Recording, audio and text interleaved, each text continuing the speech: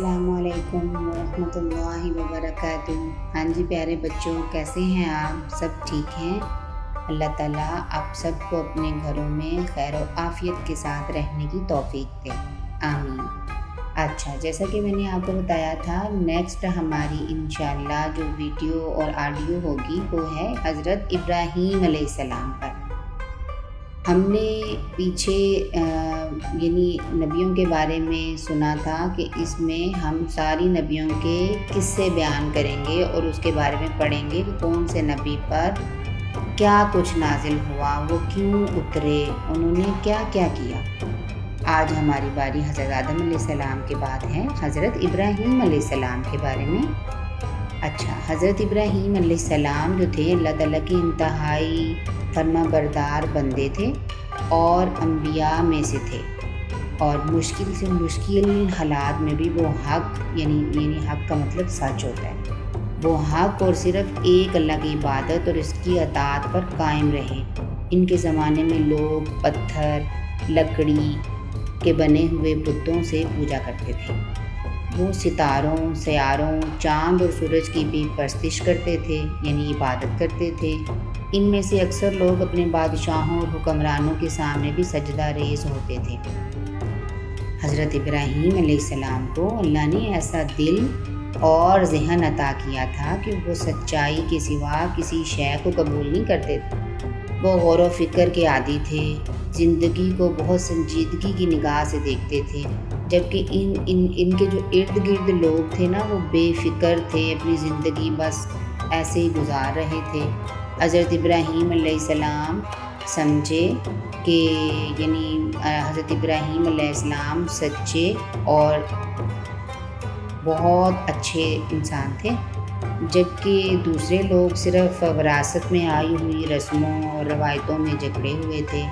हज़रत इब्राहीम अलैहिस्सलाम के जो वालिद थे वो आम किस्म के बुत परस्त नहीं थे, बल्कि वो बुत परस्तिश तो करते ही थे, यानी बुतों की इबादत तो करते थे, लेकिन उसके साथ साथ वो बुत भी अपने हाथों से बनाते थे। लेकिन हज़रत इब्राहीम अलैहिस्सलाम के दिल और दिमाग में अल्लाह ताला ने बचपन ही से उनको रोशन बना के दिया। हर मामले में अक्ल और शऊर से काम लेते थे। लोगों की इस बेअक्ली पर हैरत का इजहार करते थे कि वो खुद ही तो बुत बनाते हैं, फिर इन्हीं से ही हाजत मांगते हैं, यानी इन्हीं को ही पूजते हैं और इन्हीं से ही अपने काम मनवाने की कोशिश करते हैं। उन्होंने अपने घर वालों और अपनी कौम को दीन को परखना ज़रूरी समझा और समझाने की भी बड़ी कोशिश की। उनके फ़ितरत में ये था ना, उनकी फ़ितरत में जुस्तजू थी कि इस बात को समझने की कोशिश करें कि जो मैं कह रहा हूँ कि इसका कायनात का पैदा करने वाला कोई और है जो निज़ाम को पूरे को चला रहा है। जिन चीज़ों की लोग पूजा करते हैं वो तो खुद बेबस और किसी दूसरे के हुक्म के पाबंद हैं। सितारे और चाँद, हत्ता कि सबसे बढ़कर रोशन सूरज भी हुक्म के मुताबिक तुलू होता है और हुक्म के मुताबिक ग़ुरूब हो जाता है। इनमें से कोई भी रब कायनात नहीं हो सकता। रब वही है जिसने इन सब को पैदा किया और जिसके हुक्म के मुताबिक सब चलते हैं। वो दूसरे लोगों को भी इनकी झूठे माबूद की बेबसी का कायल करना चाहते थे, बताना चाहते थे, शर्मसार करना चाहते थे कि वो जो जिनकी पूजा करते हैं वो तो इनको कुछ नहीं कर सकते। अब उनको एक मौका मिल गया, और वो मौका क्या था कि एक रोज़ सब लोग किसी बड़े से मेले में शिरकत के लिए बस्ती से बाहर निकले, और उनके जो बुत कदा था यानी कि जहाँ पर सारे बुत पड़े हुए थे, हज़रत इब्राहीम अलैहिस्सलाम को कुल्हाड़ा लेकर इसके अंदर दाखिल हुए और सबसे बड़े बुत को छोड़कर बाकी सब के टुकड़े टुकड़े कर दिए। मंजर इस तरह बन गया था कि ये जैसे मैदान जंग होता है, यानी सब तोड़ फोड़ के उन्होंने गुस्से से सबको तोड़ा और सब कुछ बिखेर दिया। जब लोग वापस आए तो इस बुत कदे की तबाही देखकर हक्के बक्के रह गए। इनका ज़हन फ़ौरन हज़रत इब्राहीम अलैहिस्सलाम की तरफ गया। हज़रत इब्राहीम अलैहिस्सलाम को बुलाया गया और इनसे पूछा गया, क्या आपने हमारे माबूदों का ये हाल किया है? ये हज़रत इब्राहीम अलैहिस्सलाम ने जवाब दिया, बल्कि लगता है कि ये काम इसके इस बड़े ने किया है, लिहाजा तुम इसी से ही पूछ लो। यानी उन्होंने सब छोटे छोटे बुतों को तोड़ दिया था और जो बड़ा बुत था ना उसके कंधे पे कुल्हाड़ा रख के खुद चले गए थे। اور وہ لوگوں سے کہتے ہیں کہ اس بڑے بت سے پوچھو کہ سارے بتوں کو کس نے توڑا ہے۔ تو وہ شرمندگی کے مارے اپنا سر نیچے ڈال کر اندھے ہو گئے اور ابراہیم کے سامنے یہ کہنے پر مجبور ہو گئے، یقیناً تم ہی جانتے ہو کہ یہ بت بولتے نہیں ہیں۔ اس جواب نے ابراہیم علیہ السلام کو موقع دے دیا کہ وہ بتوں کی پوجا اور اس کی حماقت کو ثابت کر دیں۔ جو بات حضرت ابراہیم علیہ السلام اب تک کہتے آئے تھے وہ خود مشرکوں نے اپنے منہ سے ہی کہہ دی۔ بت پرستوں پر اگرچہ اپنے جھوٹے اعتقاد کی بےہودگی واضح ہو گئی تھی اب، اور وہ اپنی غلط ضد پر ڈٹے رہے مگر اپنی شکست نہیں مان رہے تھے۔ اچھا پھر کیا ہوا؟ انہوں نے حضرت ابراہیم علیہ السلام کو اس کے بارے میں سزا دینے کا سوچا اور فیصلہ کر لیا۔ انہوں نے بہت بڑے پیمانے پر آگ کا الاؤ جلانے کے انتظامات کیے۔ ایک گہرا گڑھا کھود کر اس میں لکڑیوں کے انبار لگا کر انہیں آگ لگا دی۔ جب آگ کے بلند شعلے نکلنے لگے تو حضرت ابراہیم علیہ السلام کو اس کے اندر پھینک دیا۔ ان کا خیال تھا کہ اس طرح اس کی شکست کے نشانات بھی مٹ جائیں گے اور سچائی ختم ہو جائے گی، مگر اللہ تعالیٰ نے تو کچھ اور ہی کرنا تھا، یعنی اللہ کا فیصلہ تو کچھ اور تھا۔ اس نے حضرت ابراہیم علیہ السلام کو اللہ تعالیٰ نے حضرت ابراہیم علیہ السلام کو صاف صاف بچا لیا۔ اس کا ذکر قرآن مجید میں یوں آتا ہے کہ ہم نے کہا اے آگ تو ابراہیم پر ٹھنڈی اور سلامتی دینے والی بن جا۔ اس واضح دلیل سے ہمیں پتہ چلتا ہے اور عظیم معجزے کے باوجود بھی جو قوم تھی وہ توحید کو ماننے کو تیار نہیں تھی، یعنی اللہ کو ماننے کو تیار ہی نہ ہوئی، بلکہ ابراہیم علیہ السلام کے والد اس حد تک پہنچ گئے کہ ابراہیم علیہ السلام سے صاف کہہ دیا کہ اگر تم ہمارے بتوں کو برا بھلا کہنے سے باز نہ آئے تو میں تمہیں سنسار کر دوں گا۔ سنسار آپ کو پتہ ہے بچوں کیا ہوتا ہے؟ یعنی زمین میں گڑھا کھودنا، آدھا انسان اس کے اندر بند کر دیتے ہیں اور پھر پتھروں کے ساتھ اس کو مارتے ہیں، اور یہ کہہ کر انہوں نے یہ کہا اور تم مجھ سے علیحدہ ہو۔ اب حضرت ابراہیم علیہ السلام کے پاس اس کے سوا کوئی چارہ ہی نہیں تھا کہ وہ یعنی گھر چھوڑ دیتے۔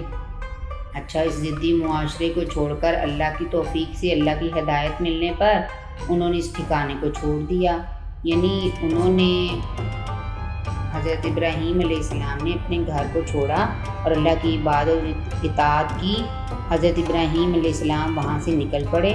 آخر کار انہوں نے اللہ کے حکم پر زمین مقدس سے بے آباد علاقے میں ٹھکانہ بنا لیا، یعنی پیچھے زمین میں جا کے جو آباد نہیں تھا نا اس کو بے آباد کہتے ہیں، وہاں پر ٹھکانہ اپنا بنا لیا۔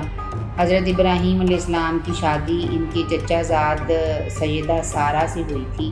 حضرت ابراہیم علیہ السلام کی بیوی حضرت سارہ کے ہاں سے جب خاصا عرصہ گزرنے کے باوجود اولاد پیدا نہ ہوئی تو سیدہ سارہ علیہ السلام نے حضرت ابراہیم علیہ السلام سے کہا کہ وہ ان کی لونڈی حضرت ہاجرہ سے شادی کر لیں۔ چنانچہ ابراہیم علیہ السلام نے ہاجرہ علیہ السلام سے شادی کر لی، جن کے وطن سے حضرت اسماعیل علیہ السلام پیدا ہوئے، یعنی حضرت جو ہاجرہ تھیں ان کا بیٹے جو تھے حضرت اسماعیل علیہ السلام پیدا ہو گئے۔ جب حضرت سارہ کی ہاں حضرت اسحاق پیدا ہوئے، ابراہیم علیہ السلام کو اللہ کی طرف سے حکم ہوا کہ وہ اپنی بیوی ہاجرہ اور بیٹے اسماعیل علیہ السلام کو لے کر ایک ایسی وادی میں جائیں جہاں نہ پانی تھا نہ فصلیں اگتی تھیں، یعنی بالکل بے آباد وادی تھی۔ ان کو حکم ہوا وہ دونوں ماں بیٹے کو صرف اور صرف اللہ کے آسرے پر چھوڑ کر آ جائیں۔ جب اللہ کی اجازت ہو تو ان سے ملنے جاتے۔ اللہ نے اس جگہ کو بھی آباد کیا، وہ میں آپ کو آگے انشاءاللہ ڈیٹیل سے بتاؤں گی، ابھی میں آپ کو شارٹ کٹ بتاتی ہوں۔ اچھا کیا ہوا تھا کہ اللہ نے اس جگہ کو آباد کرنے کے لیے حضرت ہاجرہ اور ان کے بیٹے کے لیے ایک چشمہ یعنی زمزم کو جاری کر دیا۔ جب حضرت اسماعیل علیہ السلام بڑے ہوئے تو اپنے والد کے ساتھ ان کا بھی سخت امتحان ہوا۔ اس امتحان میں باپ بیٹا دونوں کامیاب ہوئے۔ اس کے بعد حضرت ابراہیم علیہ السلام حضرت اسماعیل علیہ السلام نے مل کر اللہ تعالیٰ کا مقدس متبرک گھر خانہ کعبہ تعمیر کیا۔ اب آپ کو پتہ چلا کہ اللہ کا گھر کس نے بنایا تھا؟ حضرت ابراہیم علیہ السلام نے اور حضرت اسماعیل علیہ السلام نے مل کے بنایا تھا۔ بیت اللہ جس کو کہتے ہیں، بیت کا مطلب گھر ہوتا ہے، اللہ کا مطلب اللہ ہے، بیت اللہ اللہ کا گھر۔ تعمیر کرنے کے بعد اللہ کی دیگر چیزیں مانگتے ہوئے ابراہیم علیہ السلام نے یہ بھی دعا کی، اے ہمارے رب، بے شک میں نے اپنے کچھ اولاد ایک بے زراعت آبادی میں بسائی ہے، تیرے محترم کعبہ یعنی کے پاس، اور اسے مختلف ہر قسم کے پھلوں سے رزق دے تاکہ تیرا شکر ادا کر سکے۔ اللہ تعالیٰ نے یہ دعا قبول کی اور شہر مکہ پر اپنی رحمتیں برکتیں نازل کرنا شروع کی۔ مکہ کا علاقہ بنجر تھا، پتھریلا تھا، مگر یہاں ہر طرف خوشحالی، ہر طرف زندگی کی سہولیات کی فراوانی نظر آتی تھی۔ وہاں آپ نے یہ دعا بھی کی تھی، اے ہمارے رب، ان میں سے ایک رسول بھیج جو انہیں پر تیری آیتیں پڑھے اور انہیں کتاب حکمت سکھا اور انہیں پاک کر دے۔ بے شک تو ہی سب پر غالب ہے، کمال و حکمت والا ہے۔ آج دیکھیں ذرا، آج یہ دنیا کا مقدس ترین شہر ہے، جہاں دنیا کے چاروں کونوں کے مسلمان حج اور عمرے کے لیے حاضری دیتے ہیں اور اس میں واقعہ کعبہ شریف کی طرف رخ کر کے نماز پڑھتے ہیں۔ یعنی حضرت ابراہیم اور حضرت اسماعیل علیہ السلام کی دعاؤں سے اس شہر کو آباد کیا اللہ تعالیٰ نے۔ اور آج دو لوگ دیکھیں، اتنے لوگ چوک در چوک جاتے ہیں، حج عمرہ کرتے ہیں، اور ماشاء اللہ آپ دیکھتے ہیں کہ سارا شہر ہر قسم کی نعمتوں سے بھرا پڑا ہے۔ ہر فروٹ وہاں پر ہوتا ہے، ہر سبزی وہاں پر ہوتی ہے۔ اللہ نے زمزم کو جاری کیا ہے۔ پوری دنیا میں ایسا میٹھا پانی اور اچھا پانی نہیں ہے، اور اس کے بارے میں انشاءاللہ میں آپ کو ڈیٹیل سے بتاؤں گی کہ زمزم کیسے ہے۔ جیسے میں نے بھی آپ کو بتایا نا کہ حضرت ابراہیم علیہ السلام کو اللہ تعالیٰ نے بتایا کہ آپ اپنے بیوی اور بیٹے کو لے کے تو مکہ میں چھوڑ آئیں۔ وہاں پر کچھ بھی نہیں تھا، تھوڑا سا انہوں نے پانی دیا اور تھوڑی سی کھجوریں تھیں جب وہ چھوڑ کے آئے تھے وہاں پر۔ اس کے بارے میں انشاءاللہ ہم آگے ڈیٹیل سے بیان کریں گے اور آپ انشاءاللہ سنیں گے بھی انشاءاللہ۔ اسی کے ساتھ ہم اگلی جو ہے اگلا نبی، اس کے بارے میں ہم انشاءاللہ پڑھیں گے اور سنیں گے بھی کہ وہ پہلے خلیفہ بھی تھے، اور حضرت ابو بکر صدیق رضی اللہ تعالیٰ عنہ کے بارے میں ہم سنیں گے بھی۔ اور ٹھیک ہے بچوں، انشاءاللہ اس کے بارے میں آپ نے اپنے دوستوں کو بھی بتانا ہے، سننا ہے، سنانا ہے، اور اس دین کے کام کو آگے بڑھانا ہے کہ ہمارے انبیاء کی زندگی کس طرح کے معجزات، پریشانیاں اور رحمتیں، مصیبتیں ان کے اوپر بھی آئیں، اور انہوں نے کس طرح ان کو برداشت کیا، اللہ کا شکر ادا کیا، اور کس طرح اپنی زندگی کو بسر کیا۔ اسی کے ساتھ السلام علیکم ورحمۃ اللہ وبرکاتہ۔